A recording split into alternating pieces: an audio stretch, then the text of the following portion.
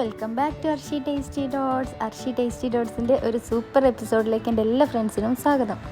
അപ്പോൾ ഇന്നൊരു അടിപൊളി ഡ്രിങ്കാണ്, 1-2 ഡ്രിങ്ക് കാണിക്കുന്നുണ്ട്. നല്ല ടേസ്റ്റി ആയിട്ടുള്ള ഡ്രിങ്കാണ്, എല്ലാവർക്കും പെട്ടെന്ന് തയ്യാറാക്കാം. അപ്പോൾ നമുക്കിത് എങ്ങനെ തയ്യാറാക്കുന്നതെന്ന് നോക്കാം. അതിന് മുൻപ് എൻ്റെ വീഡിയോയിലേക്ക് കിടക്കുന്നതിന് മുൻപ് സബ്സ്ക്രൈബ് ചെയ്യാതെ കാണുന്നവരുണ്ടെങ്കിൽ ഇതുപോലെ ഈ റെഡ് കളർ ബട്ടൺ ഒന്ന് പ്രസ് ചെയ്യുക. അതിൻ്റെ കൂടെയുള്ള ആ കുഞ്ഞു ബെല്ലൈക്കൺ കൂടി ഒന്ന് പ്രസ് ചെയ്തിട്ട് അതിൽ ഓൾ വേണം സെലക്ട് ചെയ്യും. അപ്പം നമുക്ക് ആദ്യം തന്നെ പഞ്ചസാരയിലേക്ക് ഒരു 2 ഏലക്ക ഇട്ടിട്ട് ഒന്ന് പൊടിച്ചെടുക്കാം. ഒരു 3 ടേബിൾ സ്പൂൺ പഞ്ചസാര ഇട്ട് ഏലക്ക ഇട്ടൊന്ന് പൊടിച്ചെടുക്കാം. പിന്നെ നമുക്കൊരു 2 പഴം എടുത്തിട്ട് നല്ലപോലെ ചെറുതായിട്ട് കട്ട് ചെയ്തിട്ട് ബൗളിലിട്ട് വെക്കാം. ഞാനിവിടെ റോബസ്റ്റ് പഴമാണ് എടുത്തിരിക്കുന്നത് നാട്ടിലെ. അപ്പോൾ ഇവിടെ ഫിലിപ്പിനോ ബനാന എന്ന് പറയും. അപ്പോൾ നിങ്ങൾക്ക് ഏത് ഫ്ലേവറുള്ള ബനാന വേണമെങ്കിൽ ചൂസ് ചെയ്യാം. നമുക്കിതുപോലെ ചെറുതായിട്ട് ആദ്യം തന്നെ ഒന്ന് കട്ട് ചെയ്തിട്ടിട്ട് ഇത് നല്ലപോലെ ഒന്ന് തവ വെച്ച് ഉടച്ചെടുക്കണം. നമുക്ക്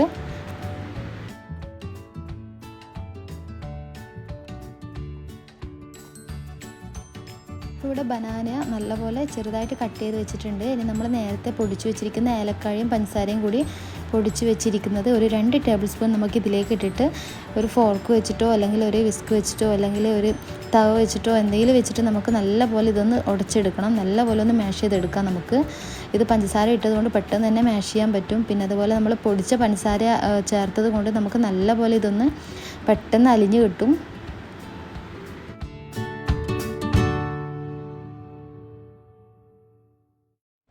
അപ്പോൾ നമുക്കിത് നല്ലപോലെ ആദ്യം ഒന്ന് ഉടച്ചെടുത്തതിന് ശേഷം നമുക്ക് ബാക്കിയുള്ള ഇൻഗ്രീഡിയൻസ് ഒക്കെ ഇതിലേക്ക് ചേർത്ത് കൊടുക്കണം.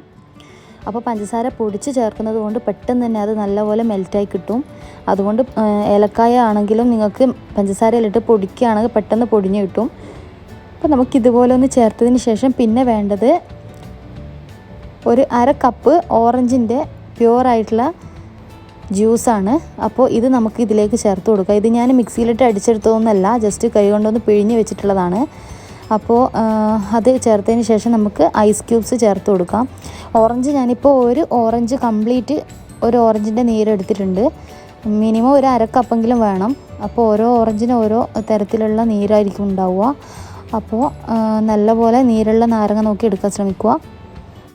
പിന്നെ നമുക്ക് ഇതിലേക്ക് വേണ്ടത് കസ്കസ് ഞാൻ സോക്ക് ചെയ്യാൻ വെച്ചിട്ടുള്ളതാണ്, ബ്ലാക്ക് കസ്കസ്. അപ്പോൾ അതുകൂടി നമുക്ക് ആഡ് ചെയ്ത് കൊടുക്കാം.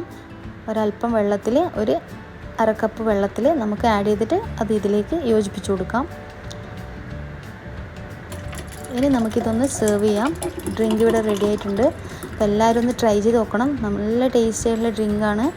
എല്ലാവർക്കും, കുട്ടികൾക്കും മുതിർന്നവർക്കും ഒക്കെ ഒരു ഹെൽത്തി ആയിട്ടുള്ള ഡ്രിങ്കാണ്. അപ്പോൾ എല്ലാവരും ട്രൈ ചെയ്ത് നോക്കുക. ഫീഡ്ബാക്ക് പറയാൻ മറക്കരുത്. എല്ലാവർക്കും തീർച്ചയായിട്ടും ഇഷ്ടപ്പെടും. നല്ലൊരു ടേസ്റ്റാണ്.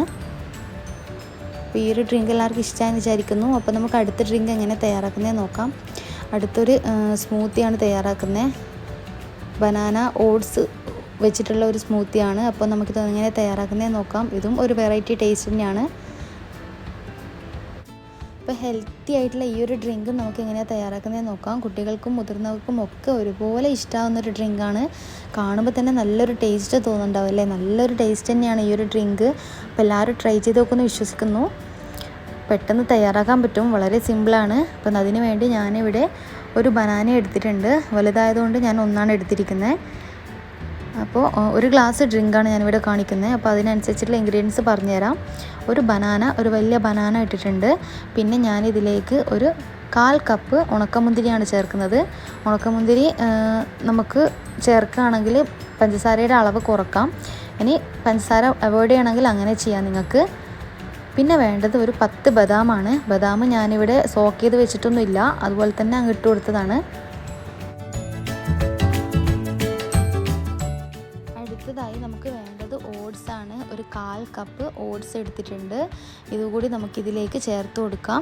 ഇത് ചേർത്തതിന് ശേഷം നമുക്കിനി വേണ്ടത് ഞാനിവിടെ മിൽക്ക് നല്ലപോലെ ഐസാക്കി വെച്ചിട്ടുള്ളതാണ്. ഇതൊരു 1/2 കപ്പ് മിൽക്ക് ഐസാക്കി വെച്ചിട്ടുണ്ട്. അപ്പോൾ ആ 1/2 കപ്പ് കംപ്ലീറ്റ് നമുക്ക് ഇതിലേക്കൊന്ന് ഇട്ട് കൊടുക്കാം. പിന്നെ ആവശ്യമാണെങ്കിൽ നിങ്ങൾക്ക് പഞ്ചസാര ആഡ് ചെയ്യാം. ഞാനിവിടെ 1 ടേബിൾ സ്പൂൺ ചേർക്കുന്നുണ്ട്. നിങ്ങൾക്കത് വേണമെങ്കിൽ അവോയ്ഡ് ചെയ്യാം. പിന്നെ ഒരു 1/4 ടീസ്പൂൺ വാനില എസൻസ്. ഇത് ഒക്കെ കൂടി ആഡ് ചെയ്തതിന് ശേഷം നമുക്ക് നല്ലപോലെ ആദ്യം ഒന്ന് അടിച്ചെടുക്കാം. അപ്പോൾ നല്ലപോലെ അടിച്ചെടുത്തിട്ടുണ്ട്. ഇനി മധുരമൊക്കെ നോക്കിയിട്ട് ആവശ്യമാണ് ആഡ് ചെയ്യാം.